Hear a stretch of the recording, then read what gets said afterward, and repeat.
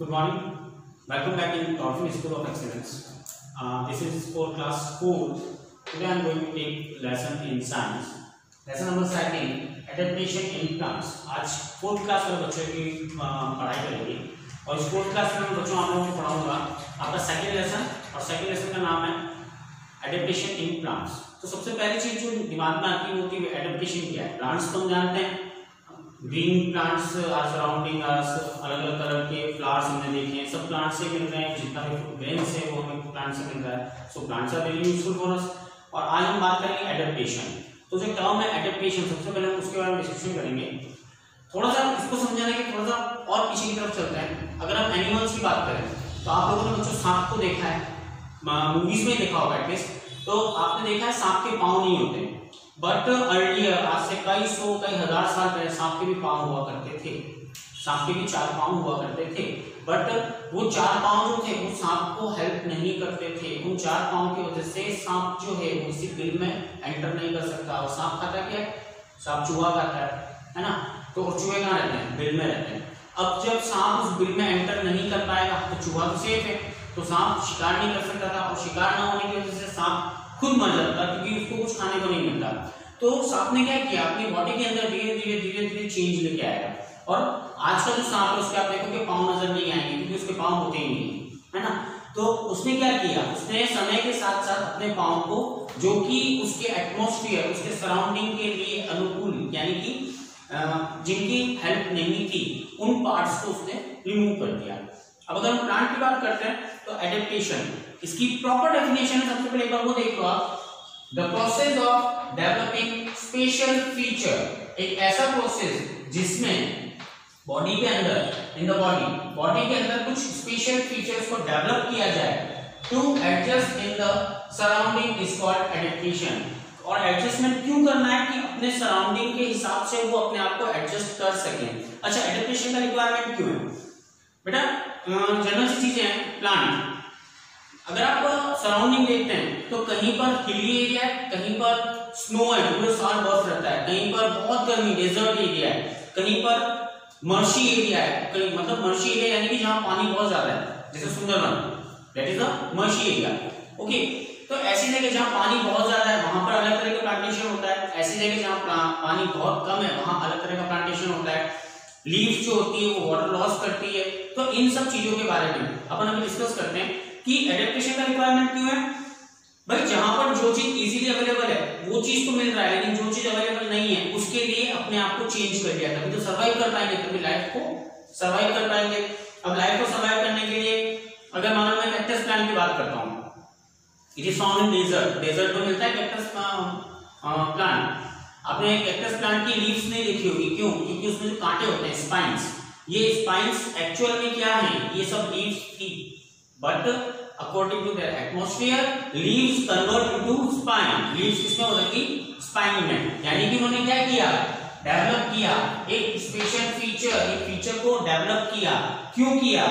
Desert, desert कौन सी area को कहते हैं?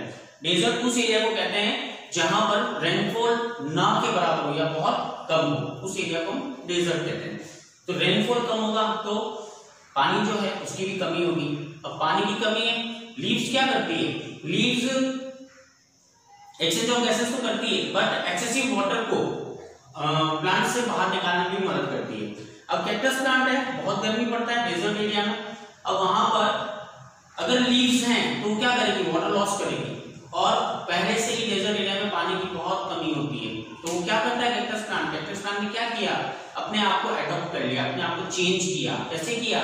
लीव्स को स्पाइन्स में कन्वर्ट कर लिया। स्पाइन्स मींस कांटे, यानी पत्तियां किसमें बदल गई? कांटों में बदल गई। अच्छा, उसके अलावा डेप्थ, काफी डेप्थ में जाके डेजर्ट में पानी मिलता है, पानी इतनी इजीली अवेलेबल नहीं होता डेजर्ट एरिया में। तो उसने कैक्टस प्लांट की जो रूट्स हैं वो काफी गहराई तक अंदर जाती है। मतलब कैक्टस प्लांट की रूट्स अपने सिंपल टेरेस्ट्रियल प्लांट जो होते हैं इनकी रूट से ज्यादा लंबी होती है, ज्यादा गहराई तक जाती है। क्यों जाती है? कि जितनी ज्यादा गहराई होगी उतना जल्दी वो पानी को एब्सॉर्ब कर पाएगी। ओके, तो ये स्पेशल फीचर कैक्टस प्लांट ने एडजस्ट किया। इसलिए काफी सारे प्लांट्स होते हैं जिन्होंने अपने आप को एडजस्ट किया है। एनिमल्स ने और प्लांट्स ने, दोनों ने अपने आप को एडजस्ट किया है फॉर देयर सर्वाइविंग, उनके जीवित रहने के लिए ये एडजस्टमेंट करने पड़ते हैं, और ये एडजस्टमेंट को कहते हैं एडेप्टेशन। अब बेटा हम अगर प्लांट्स की कैटेगरी की बात करते हैं तो प्लांट्स को हमने दो कैटेगरी में कैटेगराइज किया है। पहली कैटेगरी है टेरेस्ट्रियल प्लांट और दूसरी है एक्वेटिक प्लांट। प्लांट इन दो जगह उगते हैं, या तो टेरेस्ट्रियल प्लांट्स होंगे या फिर होंगे एक्वेटिक प्लांट। अब टेरेस्ट्रियल प्लांट क्या होता है और एक्वेटिक प्लांट क्या होता है, तो यहाँ पर थोड़ा सा फोकस करो कि टेरेस्ट्रियल वर्ड और एक्वेटिक वर्ड, इन दो वर्ड को हमेशा याद रखना। टेरेस्ट्रियल का मतलब होता है लैंड, टेरेस्ट्रियल का मतलब क्या होता है लैंड, और एक्वेटिक का मतलब होता है water.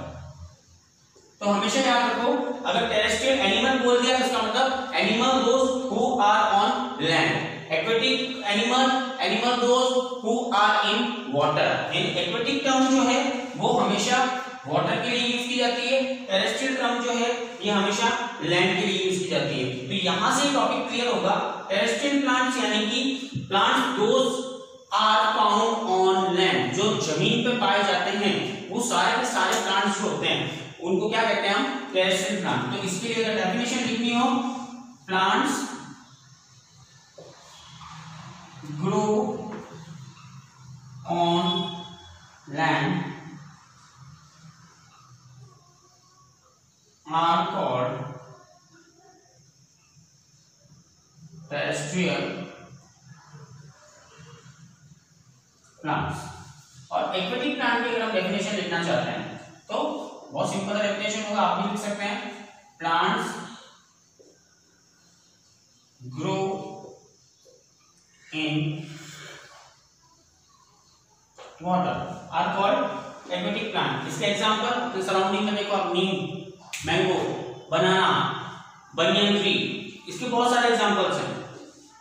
Plants grow in water, तो लोटस प्लांट, कमल का फूल पानी में खिलता है। उसके अलावा और भी काफी सारे नाम, वाटर लिली है, लोटस प्लांट, वाटर लिली, एक ग्रास होती है, वाटर ग्रास होती है, ये सब चीजें कहाँ उगती है, ये सब चीजें उगती है पानी में।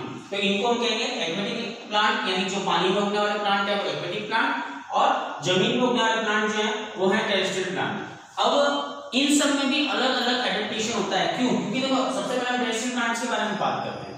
तो टेरेस्ट्रियल प्लांट यानी जमीन, अब जमीन पे रहने वाले प्लांट भी अलग अलग है, डेजर्ट के प्लांट्स अलग है, हिली एरियाज के प्लांट अलग है, आइसी एरियाज, कोल्ड एरियाज है वहां के प्लांट अलग होंगे, प्लेन्स मैदानी एरिया के प्लांट अलग होते हैं, और इसके अलावा एक चीज और है मर्शी एरिया के प्लांट्स अलग होते हैं। तो हम इन सभी के बारे में थोड़ा सा डिटेलिंग में पढ़ेंगे कि इन प्लांट्स ने अपने आप में क्या एडेप्टेशन किया, कैसे ये इस एटमॉस्फेयर, इस सराउंडिंग में सरवाइव कर पा रहे हैं, इसके बारे में हम इस लेसन में पढ़ेंगे।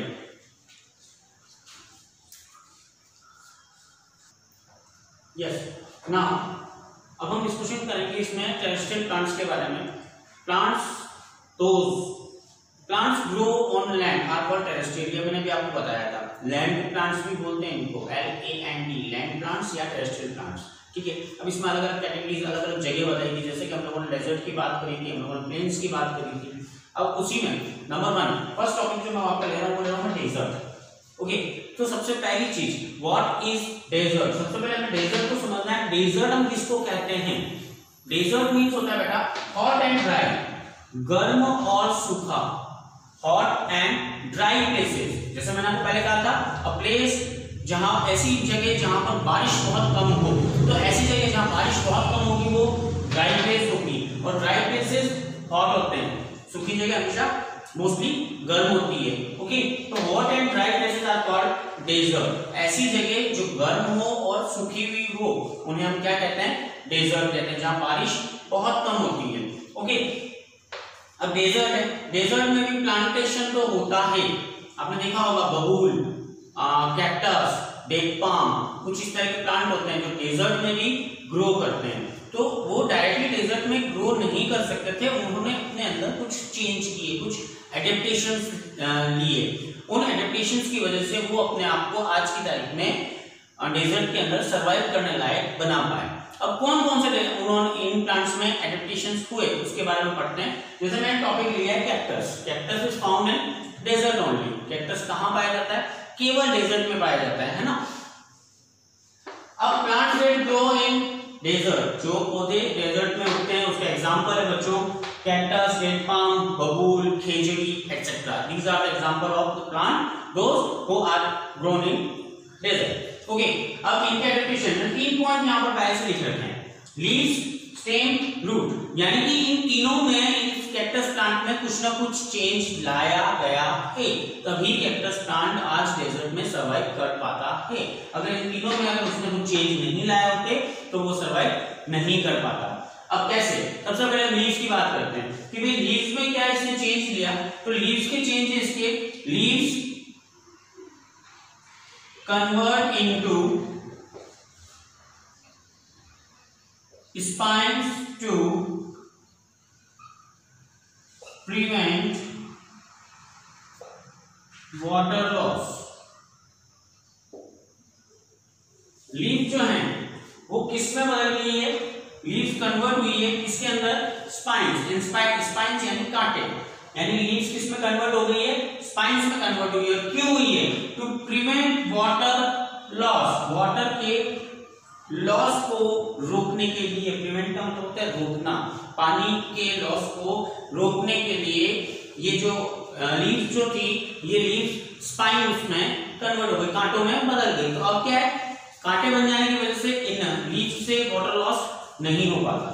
Now second stem, I think जो कैक्टस का आप सबने देखा होगा, कैक्टस ग्रीन कलर का होता है, green stem.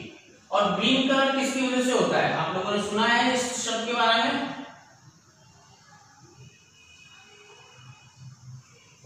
Chlorophyll. Chlorophyll is a green pigment found in leaves of the plant. ये ग्रीन पिगमेंट होता है क्लोरोफिल, जो कि हरी पत्तियों में पाया जाता है और इसका काम होता है इट एब्सॉर्ब सन हीट, ये सन से आने वाली सन एनर्जी को एब्सॉर्ब करने का काम करता है, which is used by plant during the process of photosynthesis, जिसका इस्तेमाल प्लांट्स करते हैं। कब करते हैं?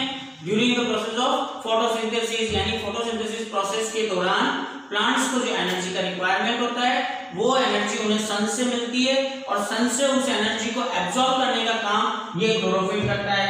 अब ये क्लोरोफिल ग्रीन कलर का पिगमेंट है, ये कहाँ? ये कैक्टस में स्टेम में पाया जाता है। और कैक्टस प्लांट के अंदर स्टेम जो होता है, ये स्टेम करता है डू फोटोसिंथेसिस।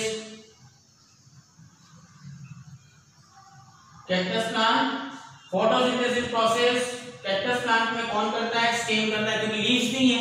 बाकी प्लांट्स में लीव जो होती है वो फोटोसिंथेसिस करती है, बट डेजर्ट में जो कैक्टस प्लांट है उसके अंदर फोटोसिंथेसिस प्रोसेस जो होता है वो कौन करता है? स्टेम करता है, क्योंकि उसमें लीव्स तो है नहीं, उनकी लीव्स तो पहले ही स्पाइंस में कन्वर्ट हो गई है। लेकिन अब जीवित रहने के लिए खाने का रिक्वायरमेंट तो है, और ये फोटोसिंथेसिस प्रोसेस एक ऐसा प्रोसेस होता है जो प्लांट्स में खाना बनाने का काम, मतलब खाना बनाने के प्रोसेस को ही फोटोसिंथेसिस कहते हैं। ओके, तो प्लांट को अगर सर्वाइव करना है, भले वो कैक्टस भी है, तो उसको सर्वाइव करने के लिए फोटोसिंथेसिस प्रोसेस को फॉलो करना पड़ेगा। अब फोटोसिंथेसिस को फॉलो करने के लिए क्लोरोफिल रिक्वायर्ड है, विदाउट क्लोरोफिल सनलाइट को एब्सॉर्ब नहीं किया जा सकता। तो ये क्लोरोफिल कहां पर होता है? स्टेम में होता है। दूसरे जो प्लांट्स हैं, जो प्लेन्स में जो प्लांट्स पाए जाते हैं, इनमें स्टेम लीव्स के अंदर क्लोरोफिल होता है, बट कैक्टस प्लांट में ये क्लोरोफिल स्टेम में पाया जाता है। उनका स्टेम जो होता है ना वो फ्लैशी होता है, थिक होता है और ग्रीन कलर का होता है। और इस ग्रीन पिगमेंट की वजह से ये जो स्टेम है वो फोटोसिंथेसिस प्रोसेस करता है, खाना बनाता है, ये खाने को स्टोर भी स्टेम में ही करता है, इसीलिए ये फ्लैशी और थिक होता है। इसलिए ये मोटा होता है, ये दबाओगे ना दबेगा, फ्लैशी है इसीलिए है क्योंकि इसके अंदर इस फोटोसिंथेसिस प्रोसेस के थ्रू खाना प्रिपेयर हुआ है। Okay, and number third is root. आप जानते हो डेजर्ट में पानी बहुत मुश्किल है, हम न्यूज़पेपर में कई बार देखते हैं, जैसलमेर के बारे में न्यूज आती है कि औरतें जो होती है 10-10 किलोमीटर तक मटका सिर पर रख के पानी भर के लेके आती है। क्यों? क्योंकि वाटर सोर्सेज बहुत कम है। वाटर सोर्सेज ऐसी जगह को कहते हैं जहां से हमें पानी प्राप्त हो, उन सोर्सेज को हम कहते हैं वाटर सोर्सेज। तो वाटर सोर्सेज बहुत कम है, प्लांट्स के लिए भी वाटर सोर्सेज कम है, पानी जो है वो बहुत ज्यादा गहराई में है। तो ये जो रूट्स होती हैं, roots spreads, S-P-R-E-A-D-S, spreads out in very depth। जड़ें जो होती है काफी गहराई तक गई हुई होती है। क्यों गई हुई होती है? To absorb water. एब्जॉर्ब करने के लिए जड़ें जो होती है ये काफी गहराई तक अंदर तक गई हुई होती है। तो जितनी ज्यादा गहराई तक जड़ें जाएगी उतनी ज्यादा उनको पानी की अवेलेबिलिटी मिलेगी। तो कैक्टस प्लांट ने अपने अंदर 3 तरह के चेंज किए, लीव्स में भी चेंज किए, लीव्स को स्पाइन्स में कन्वर्ट कर लिया वाटर लॉस को रोकने के लिए। स्टेम में भी चेंज किए, स्टेम को ग्रीन कलर का क्लोरोफिल था ग्रीन कलर का स्टेम हो गया, स्टेम के अंदर क्लोरोफिल है और स्टेम ने ही फोटोसिंथेसिस प्रोसेस शुरू कर दिया जिससे पूरे प्लांट को खाना मिल सका। और रूट्स में भी चेंज हुए, रूट्स की लंबाई बढ़ गई, वो ज्यादा गहराई तक चली गई, इसकी वजह से उन्हें पानी की अवेलेबिलिटी मिलने लगी। Next topic is plants that grow in mountain region. Region का मतलब होता है क्षेत्र, माउंटेन इन पहाड़, पहाड़ी एरिया। पहाड़ कैसा होता है, अगर आपने बहुत सारी कभी ध्यान दिया है तो पहाड़ कुछ इस तरह का होता है, दोनों तरफ स्लाइड होते हैं, ये इस तरह का, इधर भी स्लाइड इधर भी स्लाइड। अगर ऐसे एरिया में प्लांट ग्रो करता है तो उसको ग्रो करने के लिए अपने आप में क्या क्या एडेप्टेशन करने पड़े, हम अब उसके बारे में डिस्कस करेंगे। उससे पहले हम ये बात करेंगे कि यहाँ का एटमॉस्फेयर होता कैसा है। तो यहाँ का एटमॉस्फेयर विंडी होता है, यहाँ बहुत हवाएं चलती है, यहाँ का एटमॉस्फेयर ठंडा होता है, वेरी कोल्ड, बर्फ तक गिरती है। बहुत से माउंटेन रेंजेस, हिमालय का नाम सुना होगा, वहां पर बहुत से माउंटेन के ऊपर बर्फ जमा हुआ है। तो mountain ranges very cold and windy. Atmosphere कैसा है, वेरी कोल्ड एंड विंडी, यानी कि हवाएं बहुत चलती है और बहुत ठंडा होता है। जितने आप गर्मियों के दिनों में माउंटेन्स पे जाते हैं, हिल स्टेशन पे जाते हैं, हिल का मतलब होता है पहाड़ी, हिल स्टेशन पहाड़ी पे बनी हुई जगह, हम वहां जाते हैं गर्मियों के मौसम में। क्यों जाते हैं, क्योंकि गर्मियों में हम जैसे जैसे हाइट पे जाते जाएंगे वैसे वैसे गर्मी एंड टेम्परेचर जो है वो कम होना शुरू हो जाता है। ओके, तो हम लोग हिल स्टेशन पे जाएंगे तो हमें ऊंचाई पर जाएंगे तो हमें कम गर्मी लगेगी। ओके, तो माउंटेन रीजन, और क्यों कम गर्मी लगेगी, क्योंकि यहाँ का एटमॉस्फेयर ऐसा होता है, वहाँ बहुत अच्छी हवा चलती है, बहुत ज्यादा हवा चलती है और बहुत ठंडक होती है। कई बार स्नोफॉल तक होता है वहां पर, स्नोफॉल यानी बर्फ का गिरना, दैट इज कॉल्ड स्नोफॉल। अब ये मत सोचना कि सर अपने यहाँ पे गिरते हैं वो भी तो स्नोफॉल होता है, नहीं होता है। अपने यहाँ पर अपन सिंपल शब्द में बोलते हैं ओले गिरना, है ना। ओले वर्ड जो होता है उसके लिए हम लोग स्नो को ओले से हम नहीं जोड़ सकते। ओले शब्द के लिए इंग्लिश में अलग वर्ड है स्नो। स्नो यानी कि पानी हवा में जम गया, बिल्कुल बारीक सा रुई जैसा सॉफ्ट बर्फ, उसको कहते हैं स्नो। ओले, ओले के लिए हम लोग यूज करते हैं हेल। हेल जो बर्फ के टुकड़े होते हैं ना उनको हम HAIL, hello, hello, hello means होता है ओले गिरना। ओके, तो हमारे यहाँ पर जो होती है वो स्नोफॉल नहीं होती, स्नोफॉल माउंटेन रीजन्स में होती है। ओके, अब माउंटेन रीजन्स की हम बात करते हैं तो यहाँ पर किस तरह के प्लांट पाए जाते हैं। यहाँ पर पाइन है, फिर है, देवदार है, एक्सेट्रा, इस तरह के प्लांट यहाँ पर पाए जाते हैं। ठीक है भाई सर, यहाँ के प्लांट और वहां के प्लांट में फर्क क्या है, चलो इसके बारे में भी अपन डिस्कस करते हैं। अगर आप नीम प्लांट की बात करते हैं ना तो उसका बेस कुछ ऐसा हो, मतलब टॉप जो होगा वो ऐसा होगा, वो कुछ इस तरीके से यहाँ सब तरफ लीफ और इस तरीके से जुड़ा हुआ होगा, यानी कि ये जो एरिया है ये काफी ब्रॉड एरिया होता है। प्लांट का टॉप जो होता है जिसको हम कैनोपी कहते हैं, that is very broad. But mountain region में पाए जाने वाले प्लांट जो होते हैं वो कुछ इस तरीके से होते हैं, कॉनिकल शेप के होते हैं, इसीलिए इनको कॉनिफर भी कहते हैं। अब इसके बारे में बताऊंगा मैं आपको, इनका कॉनिकल शेप होता है। अच्छा, शेप क्या हेल्प करता है, मान लो स्नोफॉल हुआ, यहाँ पर स्नोफॉल हुआ तो ये सारा स्नो जो है ये इस प्लांट के ऊपर एक ही जगह पे स्टेबल रहेगा। इसकी वजह से क्या होगा, लीव्स सारी डिस्ट्रॉय हो जाएगी। लीव्स के डिस्ट्रॉय होने से फोटोसिंथेसिस बंद हो जाएगा, फोटोसिंथेसिस के बंद होने से प्लांट मर जाएगा। बट यहाँ पर अगर यहाँ पर स्नोफॉल होता है तो ये स्नोफॉल की वजह से यहाँ से इस स्लॉप की वजह से स्नो जो है वो सारी नीचे की तरफ गिर जाती है और प्लांट जो है वो सेफ रहता है। इसलिए वहां के प्लांट मोस्टली कैसे होंगे, कॉनिकल इन शेप। कहाँ के, माउंटेन रीजन के, ऐसी जगह के जहां पर बर्फ गिरती है वहां के प्लांट कॉनिकल इन शेप होते हैं। अब इसके एडप्टेशन के बारे में बात करते हैं। सबसे पहले टॉल, थिन एंड स्ट्रेट, लंबे लंबे पौधे होंगे, पतले पौधे होंगे। प्लांट जो ट्रीज जो होंगे, पौधों की बात नहीं करता मैं, ट्रीज की बात करता हूँ। ट्रीज जो होंगे वो काफी लंबे होंगे और थिन होंगे, ऐसा नहीं इतना मोटा पेड़ नहीं, पतला पेड़ होगा लेकिन लंबा होगा। एंड स्ट्रेट, और बिल्कुल सीधा होगा, ऐसे मुड़े मुड़े पेड़ नहीं होंगे, बिल्कुल स्ट्रेट। उसका स्टेम जो होगा वो स्ट्रेट होगा। थिन यानी पतला होगा। एंड टॉल, टॉल यानी ऊंचा। ऊंचा, पतला, स्ट्रेट, स्ट्रेट मींस सीधा, ऐसे तो वहां पर ट्रीज पाए जाते हैं। फिर फ्लावरलेस, वहां के प्लांट में फ्लावर्स बहुत कम आते हैं, बहुत कम, 90% प्लांट्स में फ्लावर नहीं होते। Seeds are not enclosed with fruits, और वहां के फ्रूट्स में सीड्स जो होते हैं वो उन फ्रूट्स के साथ इनक्लोज नहीं होते, उन फ्रूट्स के साथ जुड़े हुए नहीं होते। Conical in shape, so they are called conifer. ये का शेप जो होता है वो कॉनिकल होता है, कुछ इस तरीके का शेप होता है। यहाँ से आइस जो है वो स्लाइड होकर नीचे चली जाएगी, यहाँ से आइस स्लाइड होकर नीचे चली जाएगी, इसलिए शेप जो है इस शेप को हम बोलते हैं कॉनिकल शेप। ठीक है, एक वर्टेक्स ऊपर टॉप और नीचे से ब्रॉड एरिया।